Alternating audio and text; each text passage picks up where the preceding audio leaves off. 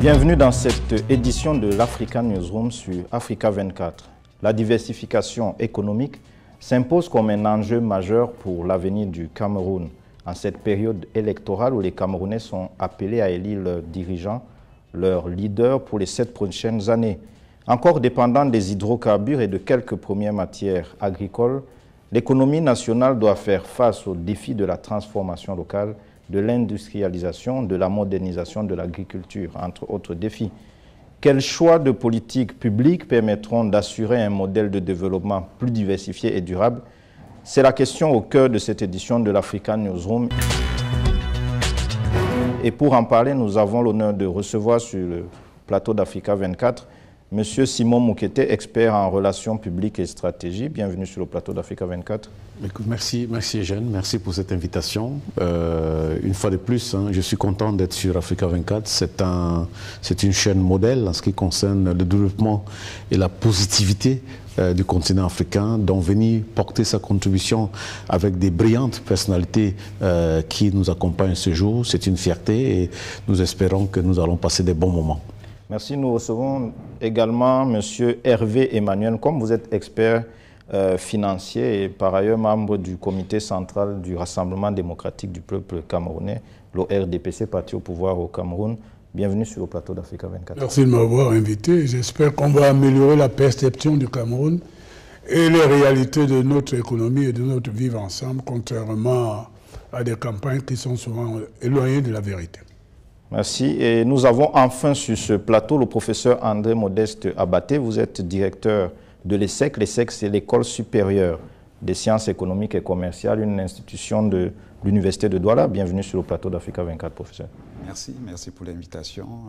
Nous allons essayer d'apporter l'éclairage sur le sujet de la diversification de notre économie. Nous espérons que les téléspectateurs heureux de voir Africa 24 vont apprendre du Cameroun et de son économie. Merci. Je vous propose à tous de suivre ce sujet et puis nous allons entrer dans le vif du débat.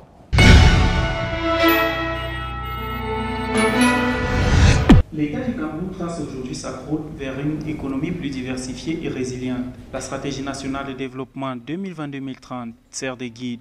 Réduire la vulnérabilité aux fluctuations des marchés mondiaux, renforcer l'industrialisation, moderniser l'agriculture et développer les compétences de sa population. À ce titre, plusieurs partenariats publics-privés ont été signés avec des retombées sur plusieurs domaines, à l'instar du port en eau profonde de Limbé, visant à créer une plateforme spécialisée dans le transport d'hydrocarbures, de ciments et de produits agricoles, le barrage hydroélectrique de Grand Ewing devant produire 1080 MW d'électricité, ou encore l'usine La Pasta du port de Kribi d'une capacité de production de 12 000 sacs de farine de 50 kg par jour.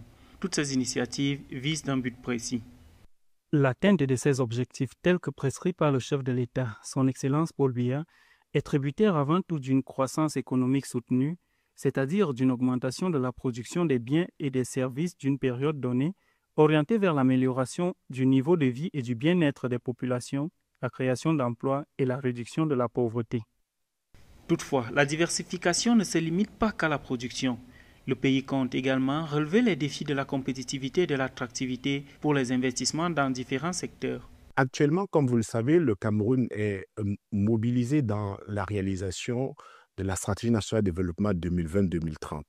Nous avons 7 secteurs sanctuaires qui ont été en fait identifiés et parmi lesquels, en ce qui concerne notre département ministériel, il y a exactement 3 secteurs qui ont un véritable potentiel en termes d'accélération de la croissance, de création d'emplois, mais surtout de réalisation de la vision de substitution aux importations par une production locale accrue. Dans sa stratégie nationale de développement à l'horizon 2030, le gouvernement camerounais compte sur 6 différentes initiatives en vue d'atteindre une croissance économique soutenue allant de 4,5% à 8,1% en moyenne sur la décennie 2020-2030 afin de ramener le taux de pauvreté de 37,5% en 2014 à moins de 25% en 2030. Professeur Abaté, on l'a suivi dans ce reportage, il y a un objectif, il y a une visée à l'horizon 2030, mais le constat actuel, c'est que les hydrocarbures représentent encore environ la moitié des recettes d'exploitation du Cameroun.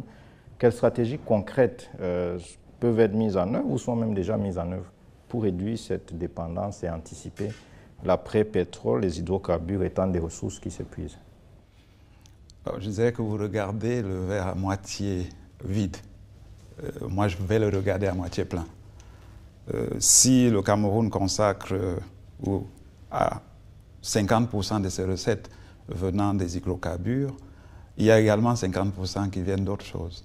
Et ces choses se renforcent. Le Cameroun a une stratégie nationale de développement, c'est une bonne chose. Le Cameroun a pris conscience que dépendre des importations peut être un problème. Il a adopté la stratégie nationale intégrée d'import-substitution, qui sont des axes comme ça de réflexion ou d'orientation d'une économie qui se veut moderne et diversifiée. Il y a divers codes, le code minier, qui donne également des perspectives de développement du secteur minier, sans oublier le secteur du bois et de l'agriculture de façon générale, qui sont des leviers importants pour notre économie. Donc nous savons en réalité que l'économie du Cameroun repose sur l'agriculture. Monsieur Emmanuel Com, il a parlé du code minier. Le Cameroun s'est en effet doté d'un nouveau code minier. Il a parlé du bois. Est-ce que vous pouvez à sa suite dire que le Cameroun est déjà engagé dans cette diversification-là? Oui, il faudrait qu'on donne le contenu au concept de la diversification économique. Mais comme a dit le professeur Abaté tout à l'heure, l'élément de base qui nous permet d'espérer, et nous sommes convaincus d'ailleurs, que nous sommes dans la bonne orientation, ce sont les investissements dans le domaine de l'énergie. Pour mettre en place une industrie nationale, locale, nous avions un déficit, un retard dans la disponibilité énergétique. Vous savez que le Cameroun a hérité des ouvrages de barrages, un barrage ou deux barrages, et qui ne pouvaient donner que quelques 3000 mégawatts, alors que notre économie a besoin actuellement du double, sinon du triple. De ce point de vue, les investissements qui ont été mis en place avec l'homme pancart et les différents barrages qui ont été mis nous permettent de dire que nous sommes dans la bonne voie pour la disponibilité énergétique et que l'industrie, y compris l'agriculture, vont retrouver le dynamisme, avoir du dynamisme pour nous rendre plus que gagnants dans d'abord l'indépendance et la disponibilité des produits économiques qui doivent être... Parce qu'il ne faut pas seulement regarder l'exportation, il faut regarder aussi la consommation intérieure. Le PIB n'est pas constitué que par l'exploitation. Donc dans certains domaines, que ce soit l'agriculture, le cacao, l'huile de palme, nous sommes parmi les champions en Afrique. Et vous avez vu qu'on a découvert à la faveur de la crise ukrainienne que nous étions une très grande nation dans l'exportation du gaz du GNLM. Nous en exportons en Europe. Nous sommes, je crois, le deuxième exportateur après l'Algérie en Europe. Donc, la volonté politique du président Paul Biya, c'est de faire en sorte que l'économie ait des bases solides pour que cette économie ne dépende plus de l'extérieur. Parce qu'il a une phrase que je peux répéter, hein, je schématise, nous produisons plus ce que nous ne consommons pas et nous importons ce que nous pouvions produire. Donc, l'agriculture, c'est bien, mais bien que nous soyons en suffisance alimentaire, il ne faut plus qu'on importe ce qu'on peut faire sur place, le riz et tout ça. C'est pour ça que les grandes orientations économiques dans le domaine de l'agriculture ont touché des domaines essentiels tels que les produits de grande consommation, le riz, les pâtes et tout ce qui nous prend au quotidien des revenus. Nous sommes en bonne voie. Nous allons avoir l'occasion de revenir sur l'agriculture, puisque vous parlez de riz. Mais M. Moukete, il a parlé des exportations de GNL, de gaz naturel liquéfié. Le Cameroun en exporte effectivement. La Société nationale des hydrocarbures, avec ses partenaires, a pu rendre cela faisable. Mais est-ce qu'on ne court pas le risque, quand on parle ici des mines, de rester d'une certaine manière dans une économie de rente en valorisant ou bien en mettant d'abord l'accès sur les ressources naturelles? Je pense que la catégorie d'un État, c'est aussi ça, elle est large et il faut toucher partout. L'État, ce n'est pas une entreprise, l'État, c'est vraiment la globalité. C'est ça la difficulté avec un État, parce qu'il faut gérer tellement de choses dans l'urgence en même temps et là. Donc ce n'est pas toujours évident. Des fois, il faut être compréhensif, même si on exige que l'État fasse mieux, mais des fois, il faut prendre le temps de regarder, comme a dit le professeur, quand le verre est à moitié plein, on se dit, bon, je pense on a des étapes encore à franchir. Mais je pense que c'est vrai que pour un pays comme le Cameroun, qui a autant de potentialités, il faut dire que le sous-sol quand même reste intéressant au niveau du Cameroun. Le sous-sol n'a pas encore été bradé. Donc ça, au moins, c'est quelque chose qui est intéressant. Ça veut dire qu'il y a de la projection et on peut vraiment se faire de la projection, mais de façon réelle. Parce qu'on voit quand même qu'il y a une stratégie, il y a des vraies réponses qui sont certes un peu lentes, mais qui sont posées pour arriver à la pleine potentialité et performance de l'économie camerounaise, qui, nous le savons, c'est la puissance de l'Afrique centrale et du CAC. C'est vrai que nous ramons encore, mais je pense que ça peut aller avec ce dynamisme qui est en train d'être mis en place et tout ça. Il y a des choses à faire, mais je pense qu'on va y arriver. Ouais. Professeur Abaté, Monsieur Mokete a parlé du secteur extractif de manière générale en disant que le sous-sol camerounais n'est pas, le thème qu'il a employé, c'est bradé. Mais j'insiste là-dessus, lorsqu'on regarde la structure des exportations du Cameroun, il y a peu de produits à forte valeur ajoutée qui sortent à l'export. La majorité des exportations sont centrées sur des produits non transformés ou faiblement transformés. Est-ce qu'on ne court pas le risque, est-ce que le Cameroun ne court pas le risque, s'il poursuit cette trajectoire-là, de rester une économie, j'ai employé le terme de rente, simplement? Alors, je dirais que vous avez une lecture un peu théorique de l'affaire. Le pétrole au Cameroun n'est pas seulement voué à l'exportation. Il y a un opérateur économique au Cameroun à travers lequel le Cameroun est en train de transformer, par exemple, de se transformer en producteur de pneus. Vous saviez que le groupe Neptune, notamment l'un des produits dérivés du pétrole, permet aujourd'hui de fabriquer les pneus et il veut être en Afrique le meilleur. Il a obtenu un financement de la BDAC de 65 milliards et donc le pétrole n'est pas seulement destiné à l'exportation des produits pétroliers. J'étais à Kribi lundi dernier. Le Premier ministre y a inauguré deux grandes usines, on va dire comme ça. Il a posé les pierres, il a fait 2 poses de première pierre pour la transformation des mines, notamment du fer. Le Cameroun a appris de ses erreurs. Il me semble que l'orientation stratégique aujourd'hui, c'est d'ajouter de la valeur et non plus d'exporter la matière brute. Vous voyez ces transformations également dans le secteur du cacao. Avant, le Cameroun n'avait aucune chocolaterie. Maintenant, on en voit. Le Cameroun, au-delà d'être parmi les meilleurs dans les prix de vente du cacao et dans la transformation. Donc nous pouvons heureusement dire qu'on apprend de ses erreurs et qu'il ne faut pas seulement regarder le revers. Il y a 2 faces dans toute chose. Vous insistez pour regarder le verre à moitié plein et pas à moitié vide. Je le pense. Je vous propose de marquer une courte pause. Nous vous revenons juste après.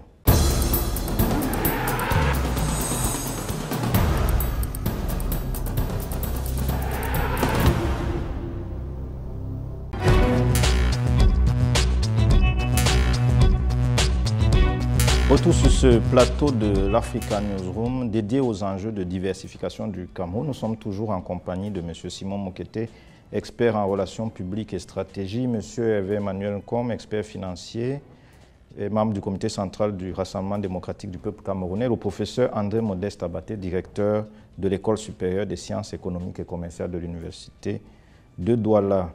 M. Hervé Emmanuel Nkom, le professeur André Modeste Abaté semblait dire tout à l'heure que le Cameroun n'est pas mal parti sur la voie de la diversification. Il a pris un exemple sur la transformation du pétrole et les initiatives, notamment pour la production des pneus. Est-ce qu'il vous vient à l'esprit d'autres initiatives qui ont été engagées pour valoriser la chaîne de valeur peut-être du pétrole? Bien sûr. Vous savez qu'en économie, il faut se positionner avec le principe des avantages comparatifs. C'est-à-dire que l'exportation pour l'exportation, ça ne veut rien dire. Je voudrais rectifier quelque chose. Nous avons des réserves de pétrole comme d'autres matières que nous aurons besoin de 100 ans et tout ça pour pouvoir les épuiser, même si on les exportait, avec la potentialité que nous avons dans le golfe de Guinée, où nous représentons, pour les projections des agences internationales, près de 15 à 20% des réserves de gaz du monde. Bon, pour revenir, le professeur Abaté vous a parlé en ce qui concerne la pétrochimie. Nous avons aussi l'état des routes où on peut avoir du goudron, du bitume. Il est vrai, tout se développant, ça ne sert plus à rien de revenir dans les produits du 19e siècle, parce qu'aujourd'hui, nous savons que l'addition, la fusion entre du bon ciment et la pouzzolane, que nous en avons en quantité, le pétrole, donne un matériel beaucoup plus solide et plus durable. Mais vous avez des domaines aussi qui sont très importants. Nous importons beaucoup de meubles, c'est-à-dire du bois transformé, alors que nous sommes un des plus grands pays de bois au monde, avec nos capacités d'exportation. Alors la volonté politique exprimée par le président, c'est que nous devons faire en sorte que les produits que nous avons se traduisent par les biens dont nous aurons besoin pour notre développement. Ça veut dire qu'on renforce la disponibilité énergétique. Et c'est très important. Vous ne pouvez pas avoir l'industrie si vous n'avez pas d'énergie. C'est la raison pour laquelle nous avons fait des investissements très importants dans le domaine des barrages. L'Ompanka, qui est le mini Trois-Gorges camerounais, qui va accélérer la productivité, la rendre plus pérenne que la production actuelle qui obéit, n'est-ce pas, aux variations de la Sanaga. Mais là, 24 heures sur 24, 12 mois sur 12, la Sanaga sera fluide. Donc nous aurons une disponibilité énergétique importante. Cela se traduit par l'ouverture, il y a quelques jours, d'une des plus grandes usines de production métallurgique pour métal par le Premier ministre. Donc, dans plusieurs secteurs, la décision a été faite de mettre en fusion les capacités énergétiques pour augmenter la satisfaction d'abord du marché intérieur. Il faut savoir que quand vous parlez du Cameroun, ce n'est plus le pays de 10 millions d'habitants qu'a hérité Paul Biya. Aujourd'hui, il est à la tête d'un pays de plus de 30 millions d'habitants. Donc le périmètre de satisfaction économique et sociale est beaucoup plus important. Cela donc a fait que, avant, on nous disait que si nous avions 6 000 mégawatts, nous étions satisfaits, d'accord? Nous étions 32e pays énergétique au monde.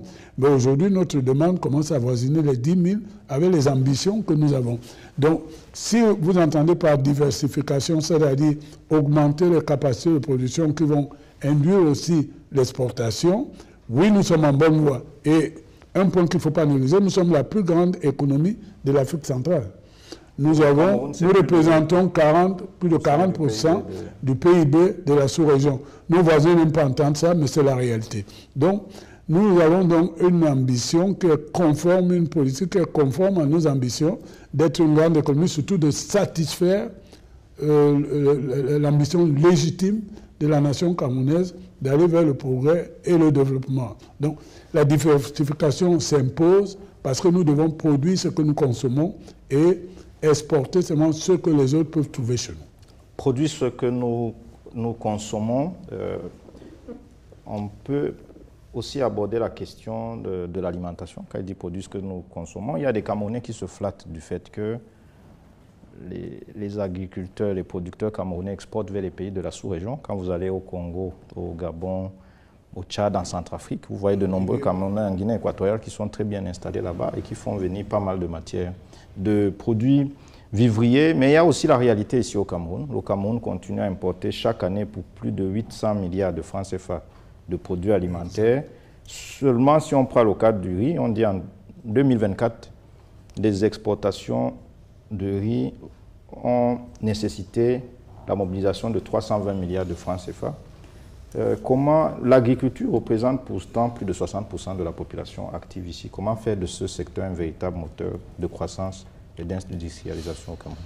Monsieur Moukete? Je pense qu'aujourd'hui, ce que j'ai constaté, hein, on a de plus en plus de jeunes qui se sont remis dans l'agriculture. Ça, c'est quand même quelque chose de positif. Vous savez qu'avant, la transmission au niveau de l'agriculture se faisait dans le cadre familial.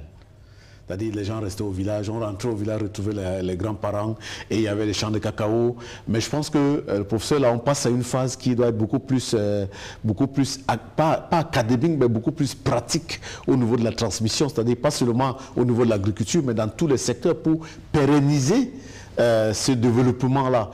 Parce que c'est là où c'est vraiment sur cette phase-là où le Cameroun se trouve aujourd'hui. Je pense que de ce côté-là, il faut quand même dire la vérité, le Cameroun fait des efforts. Il y a des efforts énormes qui ont été faits, que ce soit des efforts privés surtout, parce que le secteur privé a investi énormément dans ce secteur de l'agriculture. C'est vrai qu'il faut quand même qu'on arrive à les faciliter un peu plus de choses, qu'ils soient un peu plus accompagnés, parce que c'est ce que font les puissances, les grandes puissances au niveau de l'économie. Ils accompagnent, ils investissent énormément dans l'agriculture. Donc, ils ont besoin d'être accompagnés. Je pense que cette lisibilité, cet accompagnement apportera un peu plus de lisibilité et ça accompagnera beaucoup plus les jeunes à aller vers ce secteur-là et qui vont leur permettre de rester au Cameroun, de rester sur le continent et de participer au développement parce que l'Afrique est un géant qui dort. Quand ce géant va s'élever, pour l'instant, vous savez, moi je prends toujours ce modèle, quand vous allez à l'aéroport, vous regardez à l'arrivée, vous allez sur à l'arrivée, vous voyez tout ce qui rentre, mais il y a du monde qui arrive par exemple au Cameroun et ils viennent investir. Vous regardez l'autre côté, mais il y a des Camerounais qui partent. Je pense qu'il faut qu'on arrive à renverser cette tendance-là et qu'on ait de plus en plus de jeunes qui restent avec des structures comme les SEC qui accompagnent la formation réelle de jeunes qui sont accompagnés par les chefs d'entreprise. Je pense que nous devons vraiment travailler dans ce sens-là au niveau de la transmission, surtout au niveau de l'agriculture, que ça devienne vraiment une opportunité de construire une carrière, une opportunité de se développer, de développer vraiment une véritable industrie, déjà pour le marché interne, mais aussi pour accompagner les autres, parce que les Camerounais sont travailleurs. Mais il faut qu'on arrive à faciliter, donner ces minimums de facilitation pour qu'ils arrivent à décoller. Je vois M. Emmanuel comme qui veut... Oui, mon âge me permet de rappeler un peu l'histoire de l'économie de l'Afrique en général, du monde même, mais surtout du Cameroun. Vous savez que dans les années 60, nous étions 5e producteur de cacao dans le monde, disons, au Cameroun. Et les programmes d'ajustement de la Banque mondiale des partenaires au développement sont passés par là et ont mis en second plan, au nom des plans d'ajustement structurel, le secteur qui est essentiel. Donc, dans le domaine comme le riz, vous avez évoqué cela, vous avez fait un lapsus, excusez-moi, vous dites exportation, le coût de l'importation, n'est-ce pas, avoisine les 400 milliards. Or, si vous regardez l'histoire du Cameroun, nous sommes un des pays qui a des disponibilités de production de riz comme peu de pays au monde. Vous avez le bassin de Mandiok, la sèmerie dans le nord. Tout cela, le président a redonné des orientations pour qu'on les retrouve. Et du coup, des bassins de production qui étaient abandonnés, même sans tout, ont repris du poil à la bête. Donc, je voudrais rassurer ceux qui vont nous suivre, nous baissons chaque année le coût de l'importation du riz. Nous ne sommes pas le Sénégal, mais eux aussi sont dans la bonne voie puisqu'ils importent de moins en moins. Vous savez que ça coûte très cher. Donc, votre question est essentielle. Nous devons produire sur tout ce que nous consommons pour que la valeur ajoutée ne soit pas négative vers l'exportation et que plutôt que ça diminue le coût de ce que nous importons. Et d'ailleurs que ça diminue les produits importés. Parce que l'objectif de la politique du président, c'est de faire en sorte que nous soyons indépendants, que nous soyons autonomes. Et donc qu'on importe moins et qu'on exporte plusieurs produits encore. Donc le monde a besoin. Nous avons par exemple un bois qu'on trouve rarement dans un autre pays, la tuile. Si vous allez à Bercy, à Paris, les pistes de jeu, du basket, de danse, de cyclisme, le bois vient du Cameroun. Nous aurons l'occasion de revenir sur le bois. Voilà. Vous avez dit qu'il y a l'un des objectifs, c'est de vraiment pouvoir produire ce que le pays consomme. Et tout actuellement, il y a un an à cela, le gouvernement a appelé ça la politique de l'impôt-substitution, si je ne me trompe pas bien. Bon, c'est un nom qui désigne en réalité que les entreprises, le secteur privé, donc, ça moins être défenseur, oui, qui joue son rôle, mais qu'on lui permette à ce que l'économie soit moins extrovertie et que dans cette inversion du jeu économique, l'économie nationale trouve son compte et que la tricherie qui consiste à camoufler les déclarations d'importation. Vous verrez qu'il y a un secteur aussi, c'est la fiscalité, si on a le temps. Le port substitution est une très bonne idée, à condition que ça soit pris en charge par le secteur privé et que ça devienne plus dynamique. Professeur Abaté, en 2 minutes, dans l'agriculture, quand même, il y a plus de 80% des personnes qui pratiquent l'agriculture au Cameroun, ce sont les petits producteurs. C'est vrai qu'il y a des industries, et le déficit de mécanisation est souvent avancé comme un facteur limitant. Comment garantir que les politiques atteignent aussi ces acteurs marginaux? Merci. C'est justement en travaillant sur la stratégie et la vision. Et je pense que le document, la stratégie nationale d'impôt et substitution, trace ses voies. Il y a 4 angles qu'on peut rapidement brosser dans le développement de l'agriculture. On a la mécanisation, qui est un facteur très important. Et là, il faut avoir la technologie d'une part et de la ressource humaine d'abord, le Cameroun en a, parce que produit des ingénieurs, produit des techniciens agricoles, le système universitaire camerounais est outillé pour ça. Nous pouvons le féliciter. Le deuxième enjeu, c'est l'énergie. Monsieur Emmanuel, comme l'a dit tout à l'heure, le Cameroun a beaucoup investi dans le secteur de l'énergie, ce qui va contribuer effectivement à réduire le gap entre le besoin en énergie et la disponibilité. Le troisième levier, c'est celui, on va dire, la prise de conscience de chacun des acteurs, que la production, qui est une production de consommation, n'est pas rentable pour lui-même comme pour le pays. Et donc, il y a un effort à faire sur le code, on va dire ça comme ça, le code la disponibilité des terres. Voilà, je le dis comme ça parce que le code foncier, merci pour l'emprunt du mot. Alors, c'est le code foncier qui va faciliter justement les investissements des privés pour quitter des exploitations familiales pour les exploitations industrielles. Donc, je pense qu'il y a beaucoup à faire. Enfin, il y a une inégalité dans le monde qui consiste à dire que les autres ont le droit de subventionner l'agriculture et nous pas. Ça également, il faut que l'Afrique et le Cameroun entament une réelle réflexion là-dessus.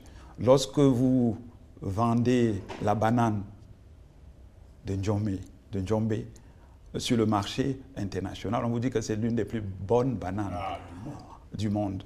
Mais il y a des restrictions. Nous allons poursuivre cet intéressant débat dans un instant. Nous marquons une courte pause et on revient juste après.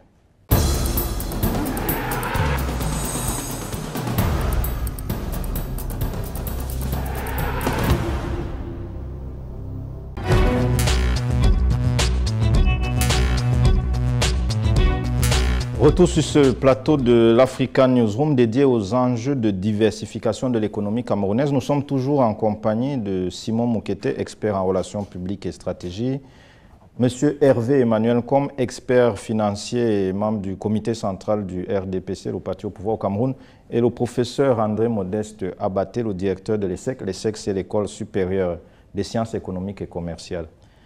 Je vous propose ensemble de suivre cet élément et puis on poursuit le débat juste après.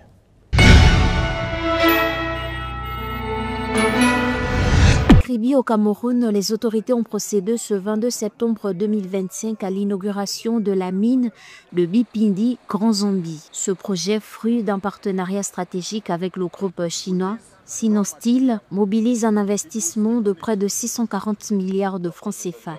Il s'agit de l'un des plus grands projets miniers du pays, avec une capacité annuelle de production estimée à 4 millions de tonnes de concentré de fer, souligne le Premier ministre Joseph Dion-Woutei. La société Gistone a finalisé la construction d'une unité de transformation du minerai de fer en concentré de fer, afin de disposer annuellement d'1 million de tonnes de concentré de fer à 65%. La deuxième unité de concentration, qui est en cours de construction, pourra permettre à la société d'atteindre une production de 3 millions de tonnes de concentré de fer par an. À pleine capacité, la mine à ciel ouvert de Bipindi, Grand Zombie et ses infrastructures connexes devraient générer plus de 1000 emplois directs et près de 5000 emplois indirects dans les secteurs du transport, de la logistique, de la restauration et des services. Un dispositif de formation locale est également prévu pour permettre aux jeunes Camerounais d'acquérir des compétences techniques adaptées au secteur minier. La vision principale de notre PDG, c'est la transformation locale, donc garder la plus-value la plus importante au Cameroun, essayer d'améliorer, de contribuer modestement à l'amélioration de notre balance commerciale à travers les devises. Mais le plus important, c'est l'aspect social. C'est une vision de 25 000 emplois directs sur l'ensemble de nos projets. Les retombées économiques sont considérables. Les recettes fiscales annuelles estimées à plus de 25 milliards de francs CFA, la valorisation du port en eau profonde de Kribi grâce au terminal minéralier et une contribution à l'exportation qui renforcera la balance commerciale du Cameroun. Monsieur Emmanuel, avant d'aborder la question des mines au Cameroun, il y a quand même quelque chose qui sonne comme un paradoxe ou qui ressemble à un paradoxe. Quand on sillonne les villes du Cameroun, particulièrement la partie sud et sud-ouest, on voit de grandes plantations de palmiers à huile, mais quand on va dans les marchés, l'huile coûte cher, sinon que ça augmente même. Qu'est-ce qui peut expliquer ce paradoxe, cette situation selon vous? Alors, ça fait partie des leçons que le professeur Abaté doit imposer aux futurs managers, c'est-à-dire le paradoxe dans la décision économique. Nous sommes un très grand producteur d'huile de palme et vous venez de mettre le doigt, nous exportons parce que le prix de l'huile de palme à l'international est plus élevé et du coup, nous commençons à importer chez des gens qui étaient importateurs nets de cette huile de palme du Cameroun, le Gabon par exemple. Donc, ça veut dire que nous avons des décisions stratégiques à prendre. Notre économie ne peut plus être l'économie du 19e et du 20e siècle. Et vous aviez parlé de ça, la modernisation, la mécanisation de l'économie fait qu'il faut augmenter la production pour que l'exportation ne vienne pas créer de l'inflation ou peser dans le panier de la ménagère. Votre question est pertinente. Donc, soutenir l'économie est essentiel. Vous savez que des grands pays comme les États-Unis, la France et l'Europe subventionnent leur agriculture. Donc, il faut maintenant soutenir notre économie, accélérer sa modernisation et augmenter la production intérieure. Parce que nous avons de grandes plantations de palmiers. Nous avons d'ailleurs une des plus grosses sociétés, à part les Indonésiens que nous devancent dans ce domaine. Mais toutes ces activités sont tournées vers l'exportation, comme vous avez parlé.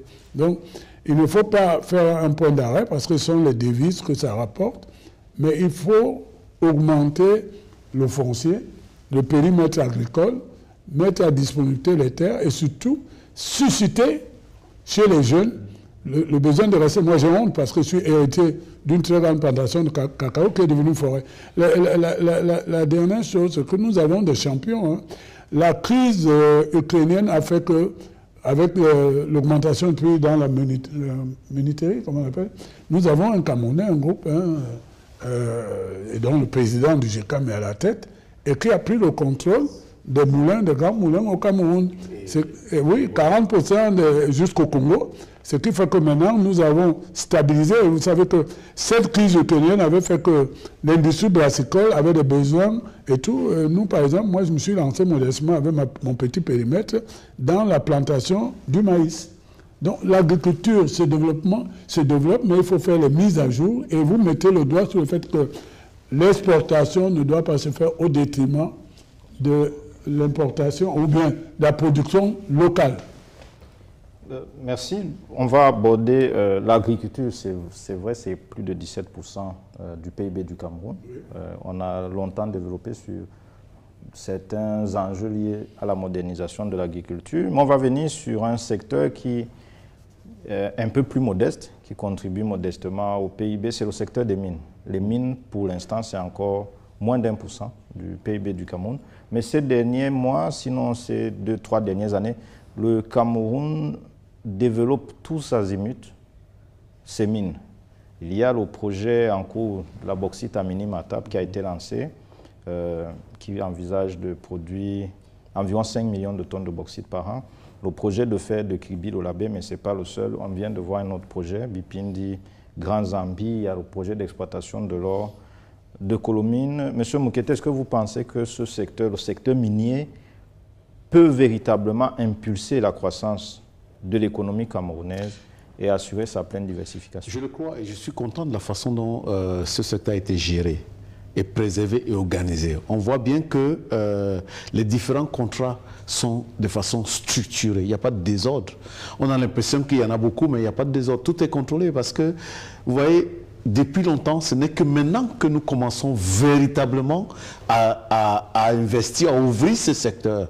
Donc c'est une bonne chose, ça veut dire que ça a été préservé. Mais ce que nous devons faire au-delà de tout, c'est de voir comment est-ce qu'on accompagne la transmission. C'est-à-dire que c'est des gros investissements, comment est-ce qu'on peut progressivement camerouniser. C'est vrai que c'est des structures camerounaises qui sont à la tête, mais il faut qu'on voit comment est-ce qu'on arrive à rendre ça performant avec nos jeunes, parce qu'il faut vraiment encourager la jeunesse à rentrer dans l'entrepreneuriat, mais aussi à rentrer dans la technique et l'encourager dans le développement. On voit que là, on a vu qu'au Cameroun, quand même, par rapport à d'autres pays, il y a des lycées agricoles, les lycées techniques qui commencent à aller au-delà de réparer des voitures, mais qui commencent à aller véritablement dans l'accompagnement et le développement de l'esprit d'entrepreneuriat au niveau des jeunes. Ça, c'est quelque chose de positif. Et je pense que le fait que le Cameroun s'ouvre un peu plus, parce que là on n'a pas, c'est pas tous azimuts, on n'a pas exagéré.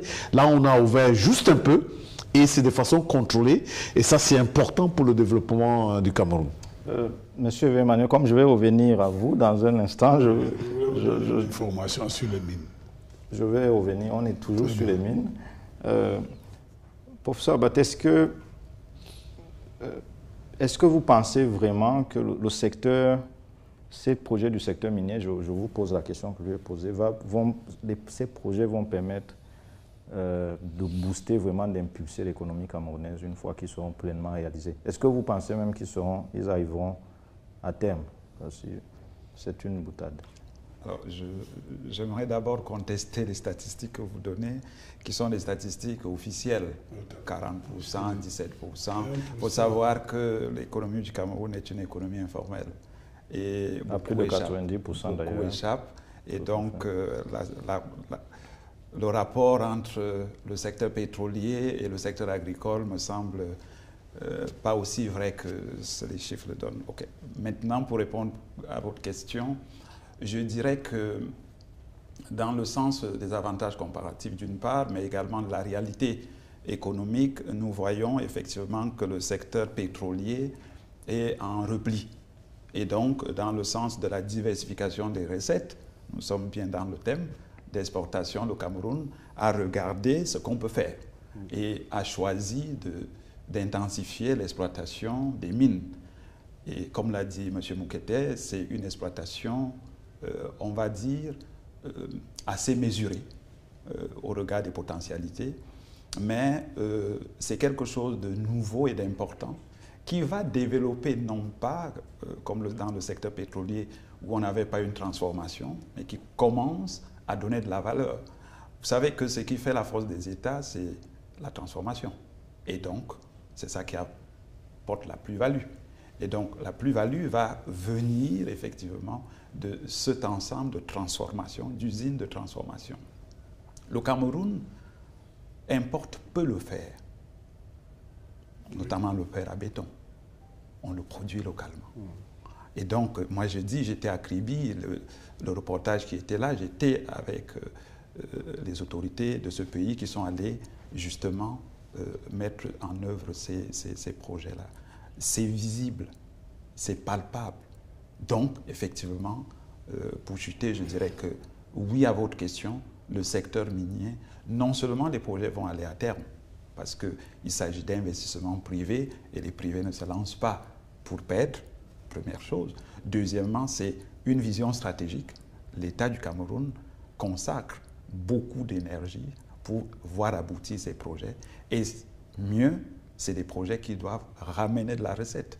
Donc on ne peut pas vous avez suggéré de façon sibylline que les projets n'iraient pas jusqu'au bout. Ils doivent et vont aller jusqu'au bout pour que la vision soit concrétisée et que les recettes rentrent dans la diversification. C'est une conviction que vous partagez, monsieur Emmanuel? Je partage parfaitement l'analyse du professeur Abaté. Je serais même beaucoup plus premier degré. C'est-à-dire qu'il faut mettre la transparence dans cette activité, dans ce secteur. Vous comprenez? Il y a des choses que maintenant, nous sommes en âge adulte, tout le monde doit le savoir et le monde. Je vous donne deux exemples. Le Cameroun est l'un des plus grands producteurs de diamants industriels au monde. Est-ce que vous le saviez? Non. Le Cameroun est l'un des plus grands producteurs d'or au monde. Est-ce qu'on le sait? Non. Le Cameroun a de lithium.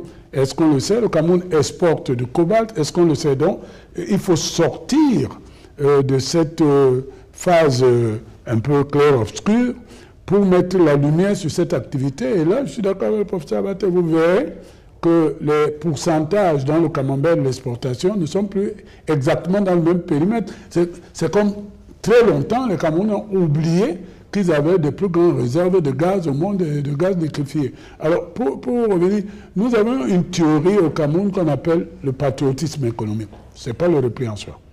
Mais il faut rendre hommage à tous ces Camerounais. Après avoir traversé 2 décennies de programmes d'ajustement, on nous faisait croire que notre économie ne valait rien. Et le grand Zambie que vous avez montré, c'est un Camerounais qui a la tête de cette entreprise. Ça conforte. La prise de contrôle de 40% du marché de l'importation de la menuiserie, c'est un Camerounais. Le président du GECAM, c'est Saint-Aromba. Donc, dans plusieurs secteurs, ce sont des Camerounais. Seulement, il faut mettre la transparence et que les règles du jeu soient connues pour qu'il n'y ait pas l'économie informelle. Dans les mines, il y a des gens qui exportent les mines. On parle d'une histoire de Coréens qui sont venus ici. Lorsqu'ils se sont enrichis, ils sont partis. Je vous donne le gaz, par exemple. La société Rodeo a acheté pour moins d'1 million de dollars des actions dans Nevada, à Londres. Ils les ont revendues à 400 millions de dollars. Vous voyez? Donc, il faut mettre la transparence et stimuler, faire en sorte que les champions nationaux soient des acteurs pour pérenniser cette évolution de notre économie. Nous sommes en bonne voie et voir le Premier ministre inaugurer Grand Zambie, ça fait depuis longtemps, je suis l'ami du docteur Bokom, et il est dans plusieurs secteurs, le pétrole, il est dans la chocolaterie et tout. Voilà de la diversification. Pour revenir sur les mines, vous semblez tous d'accord que c'est un développement à marche mesurée. Oui, et contrôlé. À marche mesurée et contrôlée. Vous avez insisté sur la nécessité de transparence. Nous marquons une courte pause et nous vous revenons juste après pour la 4e et dernière partie de cette édition spéciale de l'African Newsroom.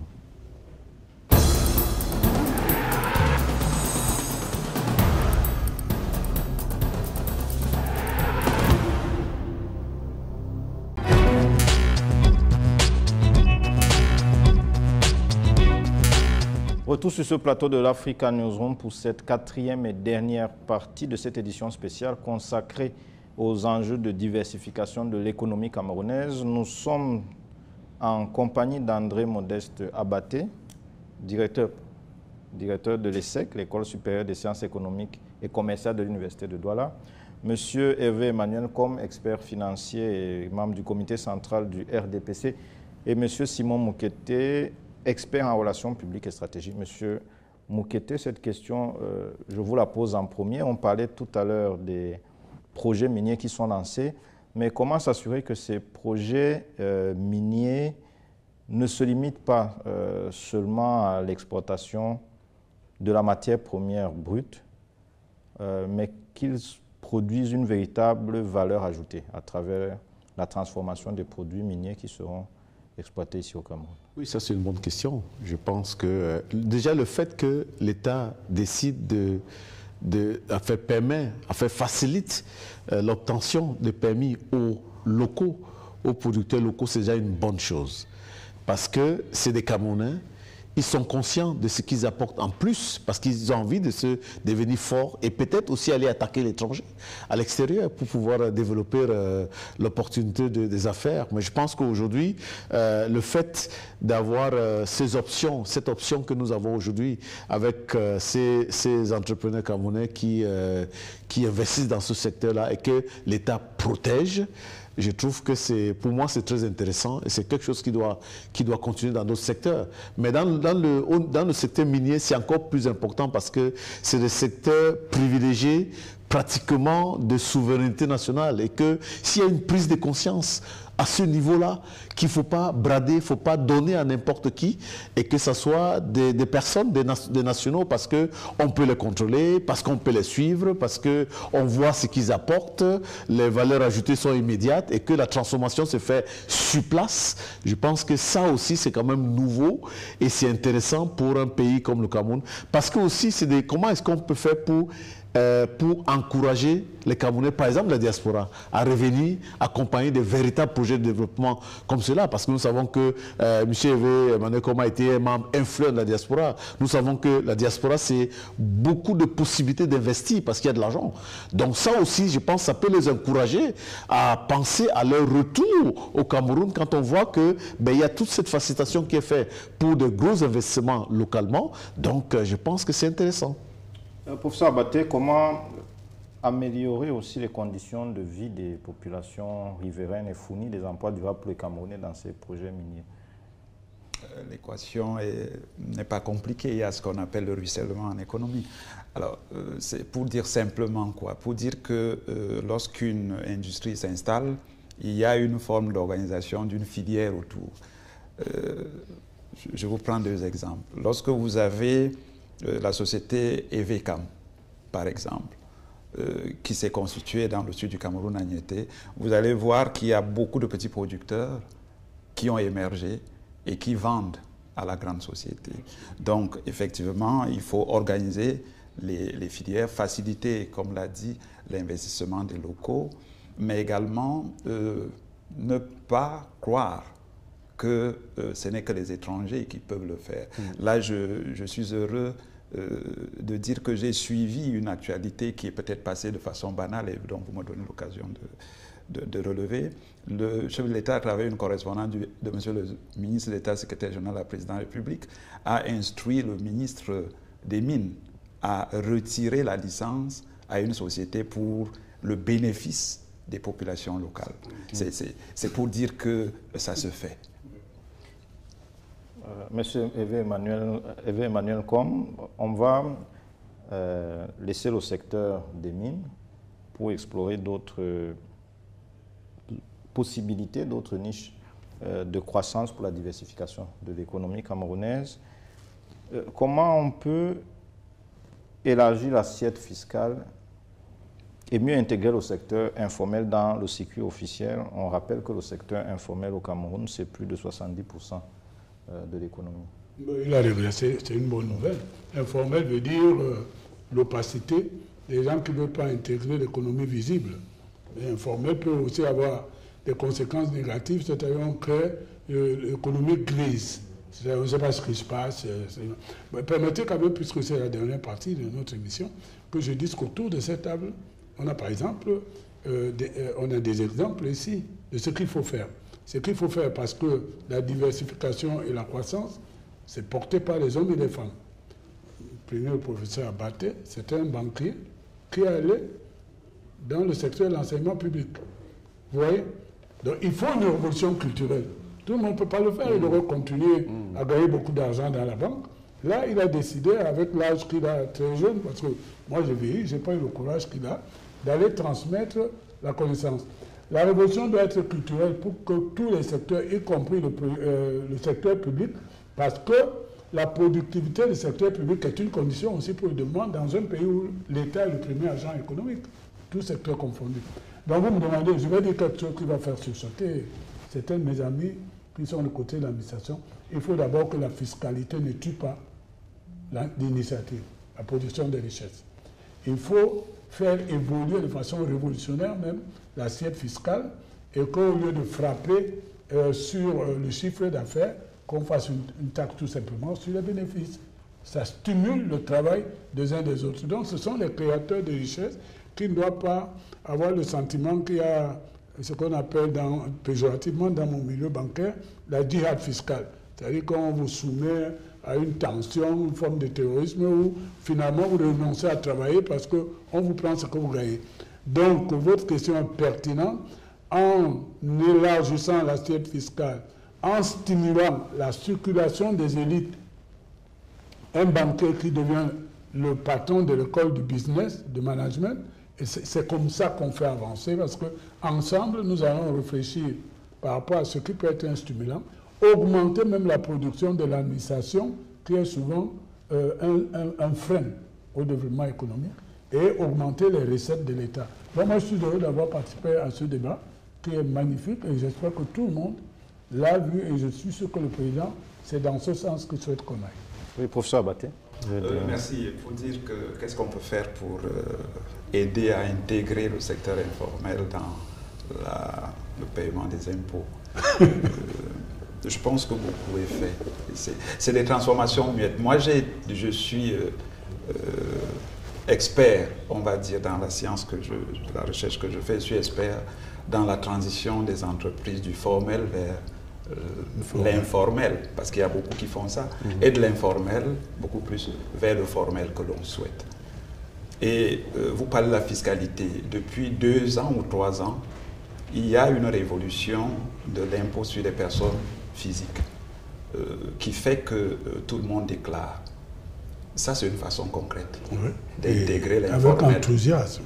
D'intégrer l'informel dans l'assiette fiscale, d'une manière ou d'une autre. Tout le monde paye l'impôt. Oui, mais il y a la TVA, professeur. Le gros problème que nous avons, me semble-t-il, pour l'impôt et notamment pour les entreprises, c'est que bien que la pression fiscale camerounaise soit en dessous du seuil toléré par les institutions locales, nous sommes autour de 13%, alors que la moyenne est à 16%. Ce qui dérange les grandes entreprises, c'est qu'elles ont l'impression qu'on en fait trop sur elles et on laisse des pans entiers de l'économie échapper aux impôts.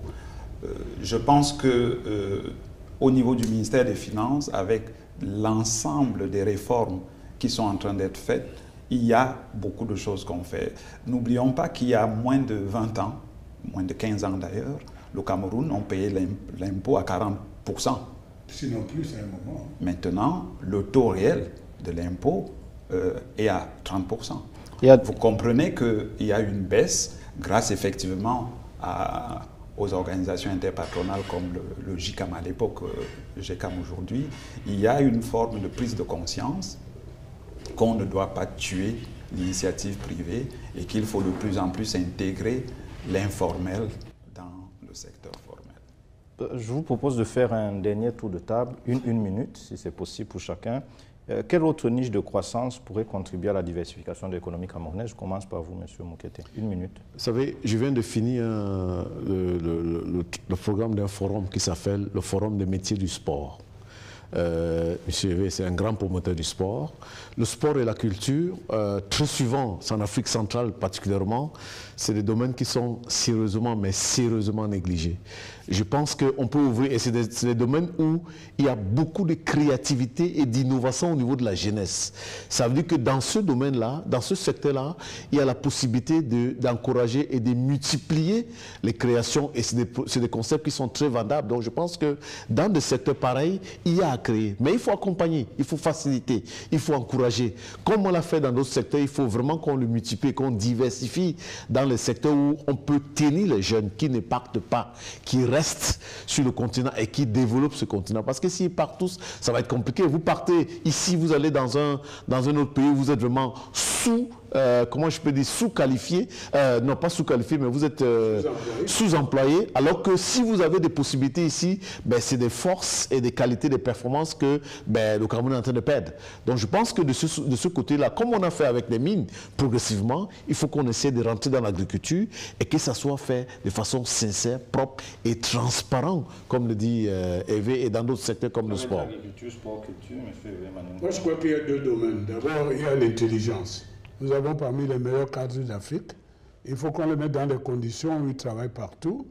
Et en travaillant partout, c'est-à-dire la diaspora, aujourd'hui qui occupe le deuxième poste d'investissement, c'est-à-dire les flux du nord au sud, c'est la diaspora camerounaise qui construit, paye, soutient les familles. Ça, c'est le premier point. Le deuxième point, c'est l'administration. Il faut rendre l'administration compétitive et productive. Le taux de productivité de l'administration est égal presque à zéro et l'administration devient un obstacle au développement, à la musculation de l'économie. Donc, je crois que ces deux points, lorsqu'on va introduire cette révolution, et c'est que c'est la volonté du président, réformer par exemple l'École nationale d'administration, faire qu'un administrateur sache lire un bilan. Ce pas les administrateurs qui font que du maintien de l'ordre et les autorisations de manifestation. Et je crois que quand on fera cela, tout cela en fusion va booster notre économie et nous aurons d'autres exemples de banquiers qui vont vers l'enseignement, donc produire la valeur ajoutée immédiate. Professeur Abaté. Je vais capitaliser sur tout ce qu'ils ont dit, mais je dirais que l'entrepreneuriat jeune, il faut encourager les jeunes aujourd'hui à créer de l'emploi, à ne plus attendre de l'emploi, mais à créer. Et je pense que s'il y a une initiative importante à faire, c'est celle-là. Celle-là qui va permettre aux jeunes de croire, comme l'a dit tout le monde ici, et de pouvoir rester sur le continent. Et pour nous, nous pensons que c'est le meilleur moyen de matérialiser ce qu'on a appelé la transition générationnelle. Permettre aux jeunes de croire, ce sera le mot de fin de cette émission. C'est la fin de cette édition de l'Africa Newsroom consacrée aux enjeux de diversification de l'économie. Nous remercions Hervé Emmanuel Nkom, expert financier, membre du comité central du RDPC, le professeur André Modeste Abaté, directeur de l'ESSEC, l'École supérieure des sciences économiques et commerciales, Monsieur Simon Moukete, expert en relations... Monsieur Simon Moukete. Simon Moukete. Nous avons eu un autre Moukete tout à l'heure sur le plateau. C'est le même clan. Ah, c'est le même clan. C'est la diversification. Merci, messieurs, d'avoir honoré l'invitation d'Africa 24. Merci beaucoup. Merci aussi à vous de nous avoir suivis dans cette émission spéciale sur les enjeux qui façonnent l'avenir du Cameroun. Bonne suite des programmes sur Africa 24.